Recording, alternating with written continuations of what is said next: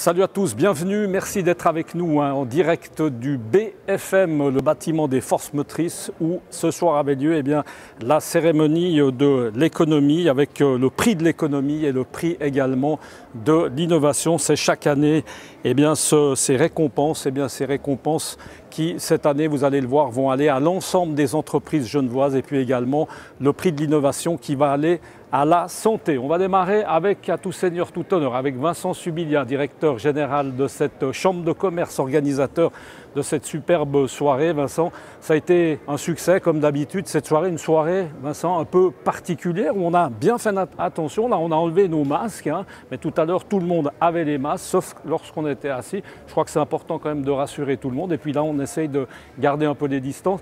Ça n'a pas dû être de la tarte, Vincent, pour organiser une telle soirée au milieu de ce coronavirus.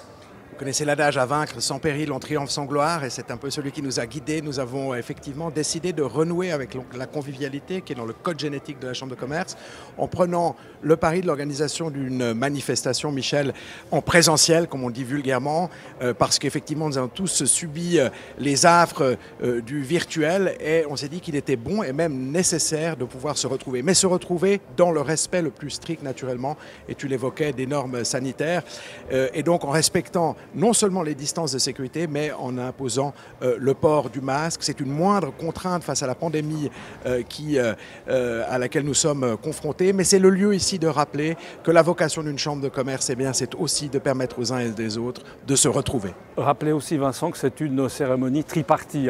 Bon, la chambre de commerce est l'organisatrice, mais vous faites... on va dire que vous êtes en collaboration avec l'État, évidemment. On a eu tout à l'heure plaisir d'avoir Pierre Maudet et puis également l'OPI.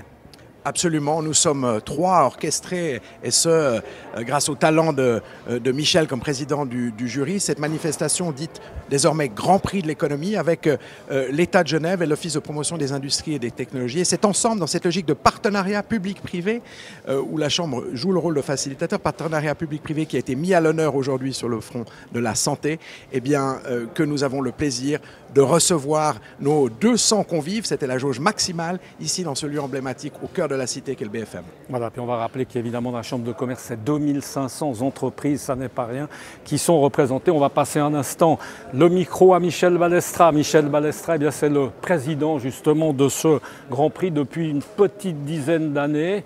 Il est temps, Michel, de passer la main à la jeunesse. C'est ce que tu as essayé en tout cas de nous faire comprendre. Avant cela, peut-être nous parler de ces deux prix, le prix de l'économie, le prix de l'innovation. On a dit prix de l'économie qui a été à l'ensemble des entreprises genevoises, c'est une excellente idée. Et puis évidemment le prix de la santé qui a été, on va le voir dans un instant, aux UG et puis aux cliniques privées de Genève. Ça a été une évidence, ces prix cette année, non, Michel? Comme tu le dis, Michel, ça a été une évidence, mais sur la fin des délibérations. Au départ, nous sommes partis sur le modèle habituel, c'est-à-dire d'essayer de trouver des entreprises qui se sont démarquées pendant l'année.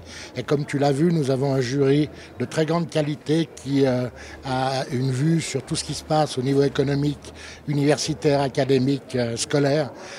Donc, on a commencé à faire ça naturellement.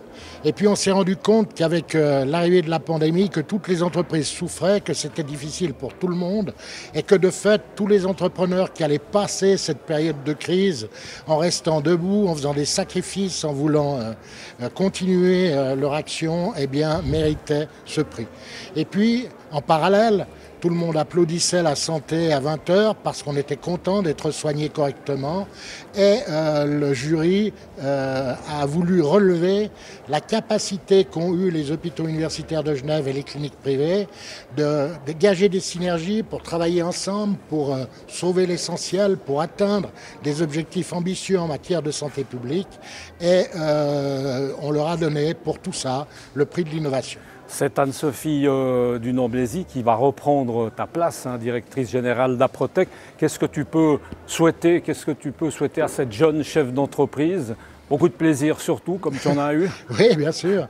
Elle n'arrive pas dans un moment facile, on ne va pas se le cacher. Non, effectivement. Mais par contre, évidemment que tout le jury et son passe-président sont à sa disposition si elle a besoin d'un conseil ou d'un soutien.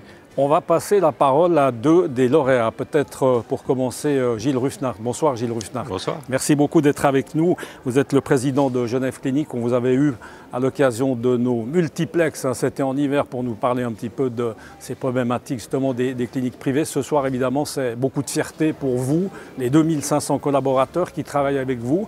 Forcément que ce prix qui est ici, on aurait pu le prendre. Allez, je vais le prendre et puis je vais vous le donner. Il sera mieux placé dans vos mains, comme ça les gens vont pouvoir le voir. C'est pas le bon, c'est pas grave, on va donner celui-là à Monsieur Lebras. On voit qu'on est en direct et qu'on n'a pas forcément répété, mais je vais vous passer le vôtre. Alors je disais, grande fierté, évidemment Gilles Ruffnart, c'est un prix que vous allez remettre à l'ensemble de vos collaborateurs. Bien sûr, c'est la première pensée qui nous vient à l'esprit. Avant tout, ce sont nos collaborateurs, Bertrand Levrat, et l'ensemble des collaborateurs de l'association des cliniques privées, nos 9 cliniques privées à Genève, aussi bien dans la réhabilitation que dans les soins aigus, qui ont été fortement impliqués. On le disait tout à l'heure, les 2500 collaborateurs ont été présents, soutenants. Les médecins aussi accrédités, agréés à nos cliniques ont été aussi partie prenante de cette crise en mars-avril. Et la plupart d'entre eux sont sortis de ce qu'on appelle de leur zone de confort, sont rentrés dans des phases un peu critiques dans une vie professionnelle. On le disait souvent entre nous, Bertrand Levrat et moi. C'est assez unique dans une carrière, aussi bien pour les soignants que pour les dirigeants, de traverser ce type de crise. Je rappelle que la crise n'est pas tout à fait finie, qu'on a appris beaucoup de cette expérience coopérative entre nous, et que nous sommes toujours prêts à coopérer en cas de nouveaux pics. Et je pense que ça, c'est une nouvelle plutôt, pas réjouissante, mais plutôt rassurante pour la population qui a vu et qui a ressenti cette union sacrée, ce qu'on a appelé cette union sacrée entre les acteurs publics et privés, et qui a été tout à fait sensible et rassurée par rapport à cette prise en charge sanitaire assez unique. On va passer le micro à Bertrand Levrat, directeur général des UG. Bertrand Levrat, ça n'a pas été une année de tourpeau, année complètement exceptionnelle.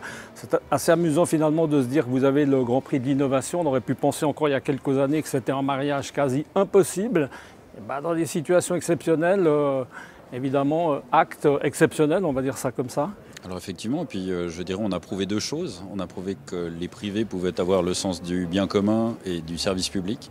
Et puis on a prouvé qu'une entreprise, parce que je qualifie les HUG comme une entreprise, pouvait aussi faire preuve d'agilité, de souplesse, de créativité, et puis être là, au service des citoyens de ce canton. Et je crois qu'ensemble, et c'est vraiment ça le message ce soir, ensemble, parce qu'on a innové, mais parce qu'on a aussi trouvé la capacité de mettre de côté nos égos, de mettre de côté tout ce qui finalement parfois trouble des collaborations, pour juste être là pour tous les gens qui en avaient besoin. Et Dieu sait si on a travaillé sans compter pendant tous ces mois au service de la population genevoise, tant les cliniques privées que le secteur public. Et là, je tiens aussi à rendre hommage, parce qu'on n'en a pas peut-être beaucoup parlé ce soir, mais à la Direction générale de la santé, au médecin cantonal et au conseiller d'État, M. Mauro Poggia, qui là aussi était un capitaine pendant cette tempête. Gardez peut-être le micro, mais évidemment Gilles Ruffnart aurait pu rappeler que va-t-il rester de cette collaboration? D'abord, est-ce que ça continue, d'autres projets? Alors on ne s'arrête pas en si bon chemin, on va dire. Et puis par exemple très concrètement, on travaille ensemble à la construction d'un centre de chirurgie ambulatoire, ensemble, pour faire en sorte que la qualité soit au rendez-vous, les volumes soient au rendez-vous, et puis que l'on soit en mesure de poursuivre à la fois l'enseignement, je dirais, pour les futurs médecins, puisque je rappelle, les hôpitaux universitaires, c'est bien entendu soigner, mais c'est aussi faire de la recherche et former tous les futurs médecins et les personnels soignants de ce canton. Alors Gilles Ruffnart l'a dit, c'est pas forcément tout à fait fini, alors c'est ou l'un ou l'autre, mais c'est vrai que ça aurait été plutôt peut-être encore un petit coup. Bertrand Levrat, merci. Où est-ce qu'on en est aujourd'hui, ce soir, à l'heure où on parle? Où est-ce qu'on en est au niveau réanimation, au niveau intubation, toutes ces choses qui évidemment nous inquiétaient beaucoup? On en est où aujourd'hui? Alors aujourd'hui, on a une trentaine de patients qui sont nouvellement hospitalisés. On sait que l'épidémie progresse en Europe de nouveau. On a cette difficulté d'anticiper exactement ce qui va se passer, mais on est prêt. Et puis je dirais que ce que l'on a appris de la première vague, eh bien, on l'utilise pour la santé, la sécurité de tous les patients. Et puis Notre activité est dépendante de ce qui se passe à l'extérieur, donc je ne peux que recommander aux gens de respecter les mesures sanitaires. Et puis un événement comme ce soir, et encore merci à la Chambre de commerce de le faire et puis de nous honorer ainsi.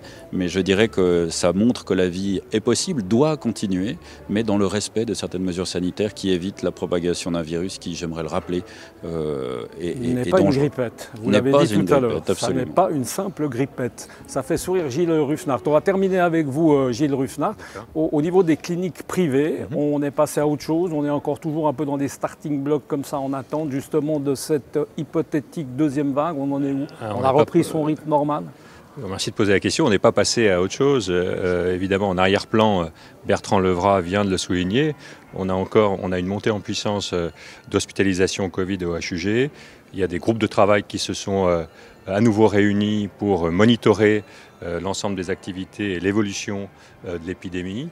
On se prépare à un éventuel pic et on sera prêt comme on a été prêt. Avec une sérénité dont on fait preuve l'ensemble des acteurs. On a parlé beaucoup des cliniques privées ce soir et des hôpitaux publics. On pense aussi à l'ensemble du réseau de soins constitué, des médecins indépendants. On pense aux EMS, on pense aux soins à domicile aussi, qui ont été extrêmement actifs en cette période, à tous les ambulanciers qui ont été extrêmement sollicités pendant cette période. Je vous rassure, le réseau sanitaire est prêt. Si jamais on devait affronter un nouveau pic d'activité comme il est arrivé au mois de mars dernier. Voilà, qui est en tout cas rassurant. Vincent, tu avais peut-être un petit mot de la fin, une dernière conclusion? Très brièvement, pour encore une fois réitérer nos très vifs remerciements aux lauréats du prix. Sans santé, pas de prospérité. Il y a une corrélation directe avec l'économie. Et puis merci à tous les entrepreneurs genevois qui font preuve de résilience et d'agilité, qui se battent au quotidien et pour lesquels qu'appuie la Chambre.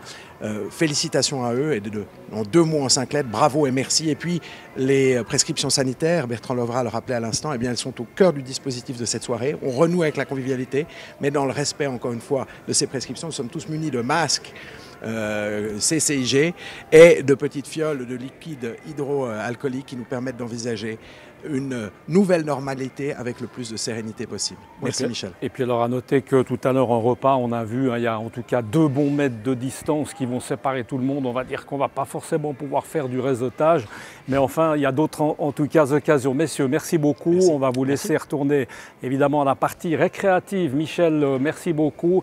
Et puis porte-toi bien comme tu le dis si bien, et bien tous les jours sur Facebook dans ton humeur badine qu'on apprécie tous, avec beaucoup de plaisir. Messieurs, merci beaucoup et à très bientôt. Voilà, merci de nous avoir suivis. On se retrouve très bientôt sur cette antenne de Direct News. On était, on vous le rappelle, en direct du BFM à Genève. À bientôt. Ciao.